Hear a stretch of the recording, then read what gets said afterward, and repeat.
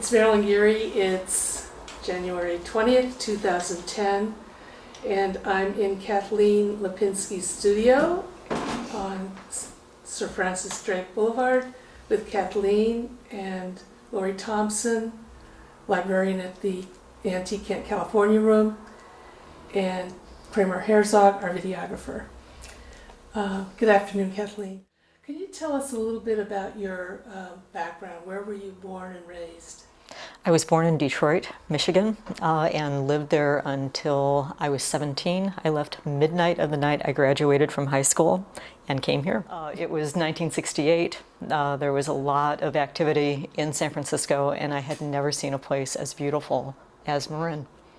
Well, what made you want to move away from Detroit?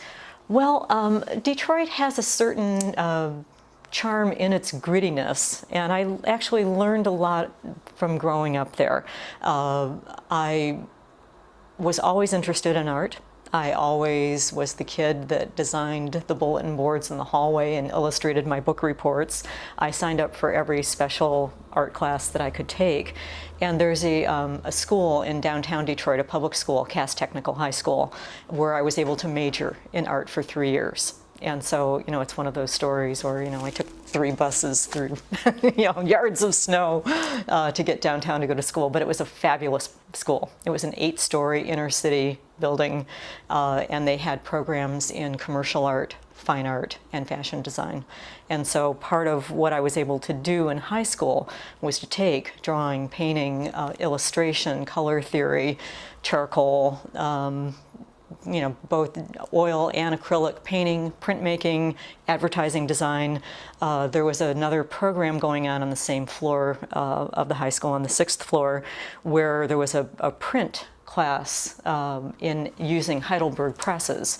And so as part of advertising design, we learned 4-color offset printing, printed all the posters and publications for the school, for the dances, for the proms. And it was an amazing education. And so from there, I had gotten a scholarship to go to Columbus College of Art and Design in Ohio. And so that was the plan, that I would visit my sister for the summer and then come back and go to school in Ohio. And so instead, I ended up living in San Francisco and commuting to the College of Marin. At what point did you decide you were going to be an artist? Well, I had always been interested in art. Right out of the chute. I can't explain where that came from. I was drawing pictures of Mickey Mouse in kindergarten to impress people and make friends. That art was always my ticket to express myself, and it was something, being able to draw realistically was something that I always knew how to do and was attracted to learn more about doing. And so there was no artist in my family. I don't think that my parents understood at all why I was interested in becoming an artist.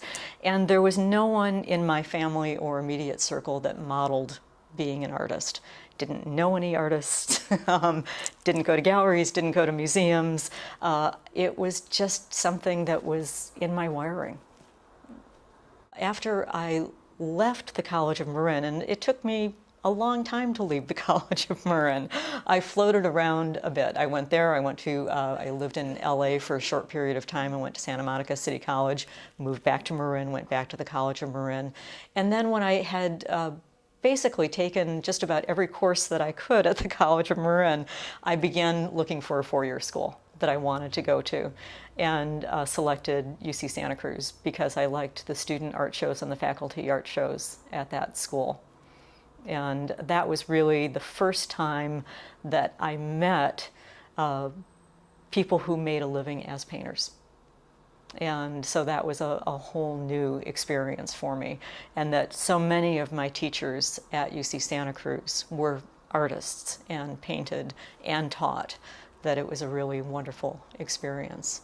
One of the things that I found at UC Santa Cruz was that when I was stumped, when I didn't know what I wanted to paint, that I would take my easel outdoors and set up outside in the rolling hills overlooking the ocean and paint landscapes. And I began to be drawn to working in landscape. Part of what I also studied at UC Santa Cruz was printmaking. That I was part of the printmaking department there. I took a lot of classes in silk screening, in woodblock, in aquatint, in etching, and in lithography. And so I was in love with works on paper. I studied a lot of the Japanese woodblock artists and wanted part of why I think Japanese landscapes look the way they do is the proximity of the ocean to Japan, that they work with a lot of the landforms that are silhouetted from the moisture in the air. And I found that that was definitely true in Santa Cruz and in Marin, that it had that look of a Japanese landscape. And so that was part of what I was following and what I was painting and what I was choosing to work with in the early stages of my printmaking. Around my senior year at UC Santa Cruz, that I began working in printmaking and in silkscreen. I took silkscreening twice. I repeated it as a class, as a special project, so I could take it farther. And did some of my first landscape images in silkscreening of the Santa Cruz Mountains from up in Zayante, looking out towards the ocean. And again, working with those stacked shapes of ridges. And you met your husband, your future husband, at UC Santa Cruz. We were friends and comrades before we became interested in each other romantically. And so it was really good to know Steve as a fellow artist. We took a class with a man named Jack Hooper that I think was very influential in both of our lives. And Jack was a working artist, and he encouraged us to think about creating an environment where we could continue to work around other artists, building some type of group studio. And it happened that I was living in the Santa Cruz Mountains with another man who was part of a cooperative in Santa Cruz, and that they had been doing something called the open market for many years, where artists would set up tables and almost have like a flea market of art. And eventually we ended up renovating an enormous warehouse in Santa Cruz and building the Santa Cruz Art Center, which had studios in drawing, painting, ceramics, stained glass, weaving, and had gallery space and a restaurant. So after you created this art center in Santa Cruz, Steve had mentioned that you took a trip to Greece. We did, and that was just such a wonderful trip. After we had worked in the Art Center for, about a year after graduation or so, we had saved up enough money to take a trip to Europe. Yes. So we started out in Holland and traveled through the Netherlands, stayed with a friend who was a musician there and played American rock and roll in some of the small nightclubs around Holland. And we worked our way down into Belgium and France and Italy, and then eventually landed in Greece. We got to know the owners of the restaurant, who asked us what we did, and when we said we were artists, they invited us to paint a mural on their warped, greasy wall and asked how much we would charge for doing it. And when we said all they had to do was buy us the paint, we were members of the family. And so from that day on, the mother of the restaurant cooked us meals, and we painted the mural, which was a view from outside the doors of the taverna. So we were doing a mural of the harbor and the boats in the harbor. And the two brothers who owned the taverna would go out and make sure that we were getting it right down to the last stripe on the boats. What did you do when you came back to Marin? We first were trying to decide whether we were going to land back in Marin or stay in Santa Cruz. While we had traveled in Europe, both of Steve's grandmothers passed away, and they had both lived in San Anselmo. We had decided that we would rent one of the houses in San Anselmo and live together. And so we lived with Steve's sister Carol and the two of us in the house that we currently own in San Anselmo. So what I immediately started doing was, in the house that we moved into, I had dibs on the two-car garage, and that was going to be my printmaking studio. So I immediately launched into working with silkscreen, and I supported myself primarily by doing commercial artwork. So I was working for a business called Gables Litho in Corte Madera, doing layout and paste up. It was all still mechanical at that time. And I was also freelancing, doing, again, brochures, business cards, newsletters, whatever I could turn up.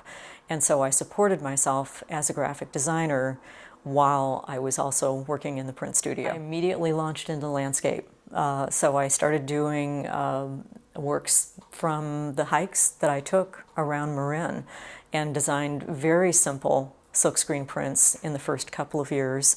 Usually I'd be working with, somewhere between 9, 12 color prints. By the time I finished, I was doing 35 color prints and trying to bend the nature of what silkscreen was capable of doing. So I was showing my commercial portfolio to the Great Acorn Company in San Anselmo. They saw some of the prints and drawings that I had in the back of my commercial portfolio and offered to take those. So they were my very first gallery in Marin. When I began to realize that I could sell the 10 or 15 copies, the edition sizes gradually grew, up to 35, then 50, then 100. When I finished my career in printmaking, I was doing editions of between 225 and 250. Generally, silkscreen is designed to look rather graphic and flat. That is the property of a silkscreen print, is that it's very graphic in nature. You can generally tell where one stencil starts and stops. It's a hard edge process. By the time I was finished with silkscreen, I was trying to bend that process and make it every bit as realistic as my oil paintings. I like technique, I like realism. Detail is fine by me. I've always been drawn to that in all the work that I've done. I've always liked realism and I've always liked detail work. And printmaking is very time consuming. Generally, most of my prints would be in progress for somewhere between 2 and 3 months. So where would you get your ideas for doing a particular image? The ideas are really easy to come by. I hike in the hills just about every day, and for a while I was running also, and so I would always see things that I wanted to create, and that's true for painting as well as printmaking. But particularly in the beginning stages of working with screen printing, the hazy days, the days when there were those divisions that fog makes in the landscape around here, that I would just be outside and think, oh, it's a silkscreen, sometimes I would run back home and get my camera. Sometimes I would sketch and just try to capture that layering process, either on film or in my sketchbook. So where are your favorite places to hike or run in Marin? I spend a lot of time in the Water District right now, so I'm walking around or running around Lake Lagunitas, Bontempi, along the shores of Alpine, and know all those trails very, very well. I'd say that I tend to hike mostly on this side of the mountain rather than the Mill Valley side, partially because it's easy. This is where I live, and I'd rather not spend time in the car. But I also hike a lot out at Point Reyes, and have worked a lot out there and know the trails out there quite well also. What are your favorite places, your favorite images of the mountain and of Marin open space? I think along the shores of Bontempi Lake, partially because it's just a beautiful, beautiful view of the mountain, and I like the reflective qualities of the lake also, depending on what the weather's doing. There can be mirror-like reflections, there can be partial reflections, there can be no reflections when the wind is blowing. And because it's a very active area, I'd say that area and along the shores of Richardson Bay and Mill Valley also, that there's a dynamic quality of the fog pouring in and the effect of light on the land. I think also from the top of Bald Hill in San Anselmo, that's one of my favorite places, one of my favorite views of Tam. Also from up in Fairfax, up on Azalea Hill, looking towards Tam from that area. Another favorite trail is the Estero Trail out at Point Reyes National Seashore. That again, there's the dynamic quality of the tides coming and going and how that affects the look of the landscape there. So I've worked from all those landscapes many, many times. Bolinas Lagoon is another favorite spot that I have. I've worked from Bolinas hundreds of times. And what is it that you're trying to capture when you see something, you go, oh, that's a landscape? It's the quality of light. You know, it's the absolute transcendent quality of light. And one of the things that I find about landscape is by trying to capture one moment in time. There have been times like when I've been out at Bolinas, the fog lifts, the sun pours in, the whole lagoon lights up, that if you can capture that one moment, it in turn has a timelessness that speaks to universal landscape. And I think the transcendence that you feel when you're out, or at least that I feel when I'm out in landscape, I like feeling small. I like feeling that, you know, I'm just transient here, and try to capture that timelessness. I mean, I feel at my best when I'm outside. I love being outdoors. You know, there's nothing that brings me, you know, deeper joy than being outdoors. And so, again, when I'm here and working in the studio, that's what I'm trying to capture, that feeling of serenity, of peace, of smallness, of transience, of timelessness, and that deep, deep, deep well-being that I think I find only in nature. It's like being out under a night sky and you know, seeing the stars and thinking, wow. I do love detail, and I love technique, and silkscreen adds a look to the character of a piece that I have always really loved and really enjoyed, but I took it as far as I thought I could go. So I started concentrating on oils on canvas. I think I had worked with landscape for such a long time that I didn't want to move outside of that. I wanted to continue in landscape, but I started wanting to do big pieces. And so I was also doing a series of drawings for a while, very large colored pencil drawings. And as I painted more, I started you know, showing my oils and being commissioned to do paintings, and that allowed me to do some very large pieces. And so I was able to do a 4.5 by 9.5 foot painting that went into an office building in Mill Valley. That's also a view of Bontempi Lake. I've done a 5 by 7 of Bolinas Lagoon that went off to a house in Florida. I did a 4 by 8 foot painting of the Sleepy Hollow Hills that went into a home in Sleepy Hollow. And most recently, I just worked from Zion National Park in southern Utah and did an 8 by 14 foot landscape, which was really, really fun. I worked on that piece for over 3 months. And had to work on ladders to get it done. But that was a real adventure, and I would love to do something like that again.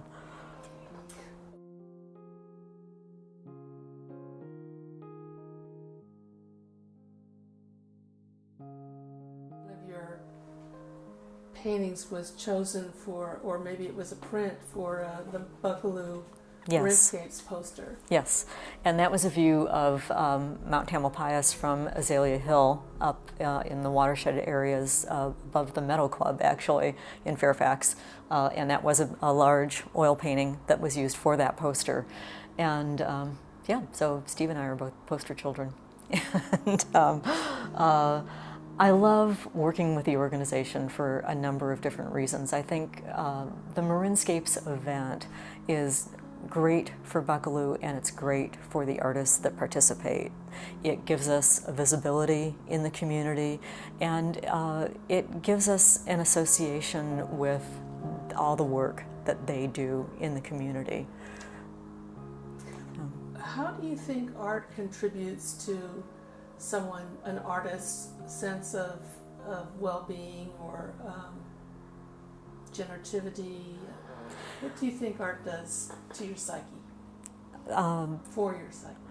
I think that for me personally, it's a very centering process, and it's a very internal process. So part of what I find myself doing is going outside, being outside, drawing my inspiration from nature, and then again coming back to the studio into the solitude of myself and trying to recreate the feeling that I gain from being outside and give it expression through color, line, and form into the paintings that I create, and hoping that somehow the magic occurs of taking that sense of joy, of serenity, of respect, awe that I find in nature, and giving it back to the viewer. That I find I would have a very hard time defining a concept of God, but the closest I can come to that is being outdoors, and that's what I try to plug into, is that very, very deep sense of self and deep sense of spiritual in nature, and then express that through my art. Can you talk about your marriage, your wedding ceremony, rather? We chose to be married outdoors at Point Reyes National Seashore at Divide Meadow. And Divide Meadow is about a 1.5 mile hike from the visitor center at Bear Valley out to this very beautiful meadow on the way out to the coast at Arch Rock. So we had, probably about 150 guests. All of our friends pitched in to help us make and transport the food out into the middle of nowhere. There were a number of picnic tables out there. We had friends with backpacks who were carrying food out for us that day. We had a 3-tiered wedding cake in a little red wagon that we pulled down the trail. When we wrote our ceremony, we tried to incorporate our sense of humor and our values as people and artists into our ceremony. And part of what we also did, Steve has probably told you that he made his entrance in a frog suit just before we kissed, and he turned into the prince that he is today. You have also run the Dipsy. I have. I've only run it twice. I ran it for the first time, I think, in 1987, and had a great time doing it, loved it, qualified to get into the Invitational the second year, but I was also pregnant for the first time. And I ran, I think, up until maybe my 4th or 5th month, and then decided that I wasn't going to do it anymore. and so I just ran it last year, for the first time in 20 years. And again, I had a great time. I love being part of that tradition of being in one of the oldest foot races in the country. How many children do you have? Just one son. He's 21. Right now he's on the 4.5-year plan at Humboldt State University. His major is in journalism, and he's just a great kid. And everybody asks if he's going to go into art, and the answer is no. That he enjoys, he was the staff photographer for the school newspaper last year, so he does a lot of photography, and he's also picked up a lot of graphic design skills that he's helped put the newspaper together for the last couple of years, and he also has a radio show on the campus station. So what has it been like to be married to another artist? I think in many ways it's very, very helpful, because Steve and I understand one another. If I want to be gone all night long working on a painting, there's no problem with that. We both understand the passion that we have for our work, and how many times that can be our top priority in how we spend our time. And it deepens our understanding of our own personalities and of each other, that we understand what goes into creating a piece, and the ins and outs of the commercial aspects of being an artist too, and what it takes to make a living as an artist. What's this Ritter project about? The Ritter Center is an organization in Marin that deals with homeless and low-income people, that serves them. And so they have a house in San Rafael where they offer health care, they offer counseling, they offer addresses for people who are homeless, so that if they're applying for work or social assistance, they can use their phone, emails, and an address there for that. They also work with a lot of the low-income families in Marin, doing something called Family to Family during the holidays and during a back-to-school session, where they provide kids with backpacks filled with school supplies, and during the holidays they allow people to adopt families and give gifts for those families during the holidays. Part of what I love about Ritter Center is that the offices are in the house that serves the homeless. These are not executive offices. The people who staff the Ritter Center are in the trenches every day and are working with the poorest of the poor. They're not paid high salaries. It's a very immediate organization. They offer a food pantry, and emergency supplies. So I've worked with Ritter Center giving donations to their art auctions for the last at least 15 years. And generally they have an event called Art with a Heart, where they auction items to try to raise funds for the projects that they do. And this year they're doing something a little bit out of the box. They've had a sculptor create 2 forms of 3-dimensional houses to bring attention to the homeless issues in Marin County. And they've invited 25 different artists to decorate, create on top of these forms. And so I've decided to work with 4 images of Mount Tamalpais on my house, because being outdoors, being in nature is part of what makes me feel at home here in Marin. So I wanted to make that connection between what I feel is home with the house project. And so I've selected 4 views of Tamalpais from the 4 directions, so north, south, east, and west, and the 4 seasons. I'd like to thank you very much. You're quite welcome. Thank you.